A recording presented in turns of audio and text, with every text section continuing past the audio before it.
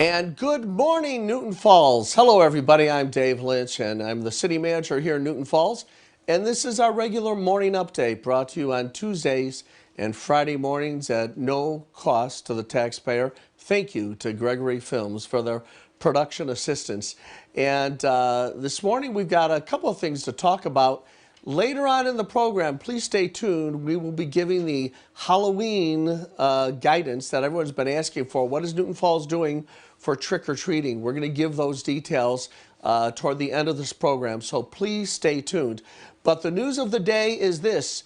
A few weeks ago, several weeks ago, I talked about establishing something called the City Managers Veterans Advisory Council, because I found that surrounding our veterans parades, events, special holidays, funerals, and days of significance, I was searching for ways of approaching those different events with the advice of veterans, and I would call this veteran or that veteran. And I thought to myself, why don't I just assemble a congregation of outstanding veterans here in the Newton Falls area so that we could have them participate in keeping me informed as the best way to handle things when it comes to veterans affairs on a local basis. So I received a number of nominations. Thank you for those that nominated these outstanding veterans.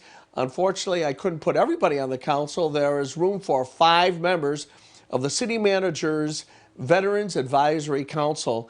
And after very significant vetting of all of the various records and information related to these individuals, and it took a lot longer than I thought.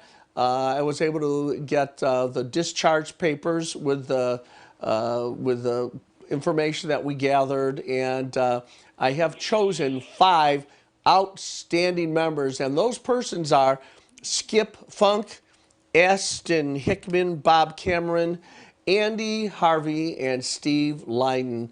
And congratulations to those 5 outstanding veterans, and to all the veterans that were nominated. Thank you for participating in this process. The vetting took a lot longer than I thought, but I think that is an outstanding group. And I will be in touch with all 5 of you as we bring together our very first meeting. But I thought we would interview one of those that's been named to the Veterans Advisory Council. And one of those is on the live line right now, and that is Andy Harvey of the Newton Falls Police Department. Good morning, Andy. How are you this morning? Good morning, David. Great. Well, I'm doing Detective, great. congratulations to you. You are now a member of the Veterans Advisory Council. Thank you for volunteering to participate in this process. Great, I'm honored. Andy, let's talk a little bit about your military career. Where did you serve? What branch of the service? Tell us about what Uncle Sam brought to your career. In '95, I enlisted in the United States Marine Corps and did my training in Parris Island, South Carolina. And I went to Camp Lejeune, and I started traveling around from Guantanamo to California. Then I did a stint on my cruise where we went around across the Atlantic, and we went to several countries there. Did 3 months in the Gulf before coming back stateside to get out. And then after September 11th, I was also recalled back and guarded HMX-1 presidential helicopter. My gosh. Hey, Andy, what was that like? Here you'd been in the Marines, you had finished your service there, and then after September 11th, you got a phone call. That must have been a very dramatic moment for you. Oh, I actually, the original thing was I came home and I found a letter in front of my apartment door that said, that had my rank and everything on it. And I opened it up and said, you are hereby involuntary ordered back to active duty. And I'm like, so I started making some phone calls, and I was like, nope, it's not a joke. Wow. And I ended up going back, and it was a little difficult to get back after being out for 2.5 years to get back in the swing of things, but sure, they made it work. Yeah. Well, I'm sure that was, of course, September 11th changed everybody's life, but it affected your career as well. And you also said you served in the Gulf prior to that time, right? Yes, I served in the Gulf just doing equipment buildup and troop buildup. Left shortly thereafter. Our ships had all the supplies and stuff on it. Yeah, Andy, tell us about the the sort of unbelievable scope of that. I remember seeing a speech by General Schwarzkopf, and that was the largest assemblage of troops at the farthest distance from home in the United States in the history of the world, really. I mean, that even surpassed, in terms of travel, surpassed what happened D-Day in Europe, didn't it? Yeah, the one you were referring to, yes. Mine was part of the second one back in the early 2000s when they had or back in 2000 when they had to go back and do it again. Sure. That was a smaller scale, more of the air attack. Yes.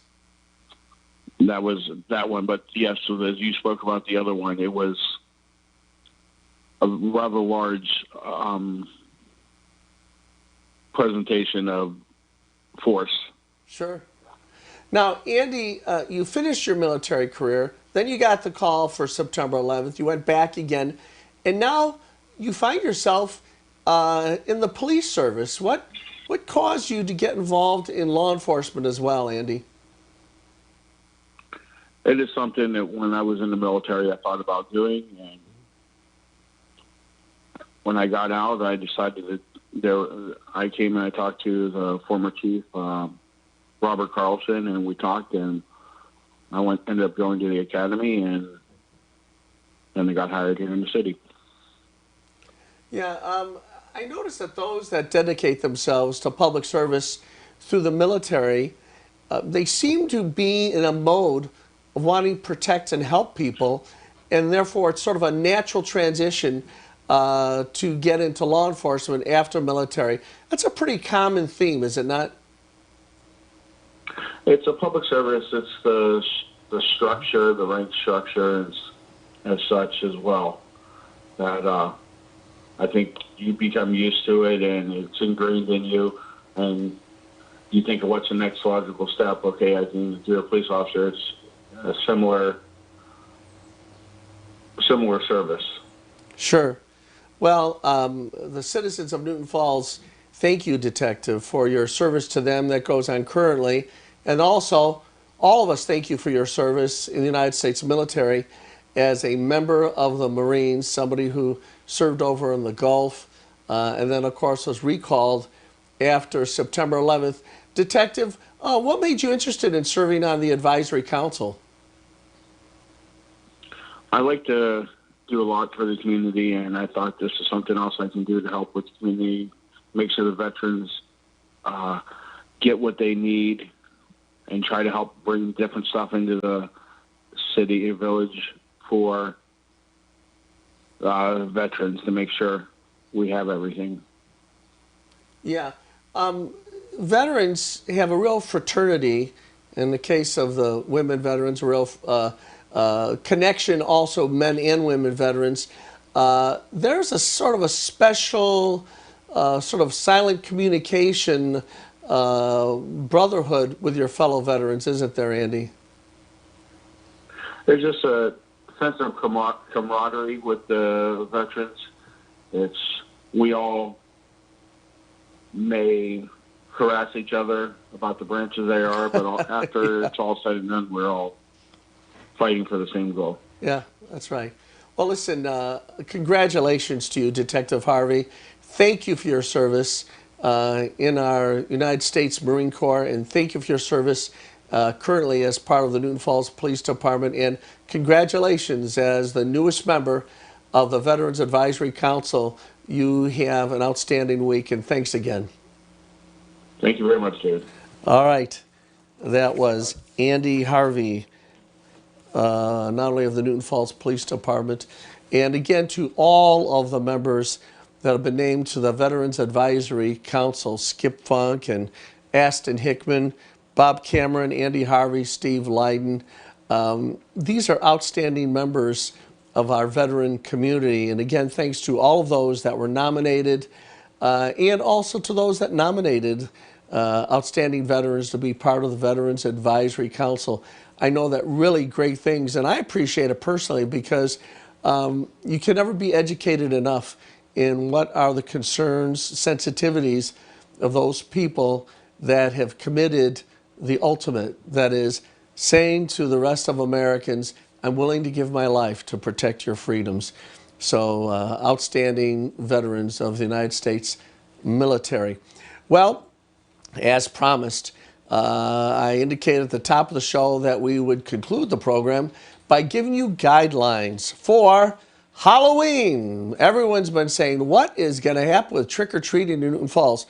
Well, as city manager, I've been conferring in my role as safety director with the police chief of the city of Newton Falls, and that's Gene Fixler. And we have come up with the following program. The program is as follows. Halloween trick-or-treating will occur on October 31st.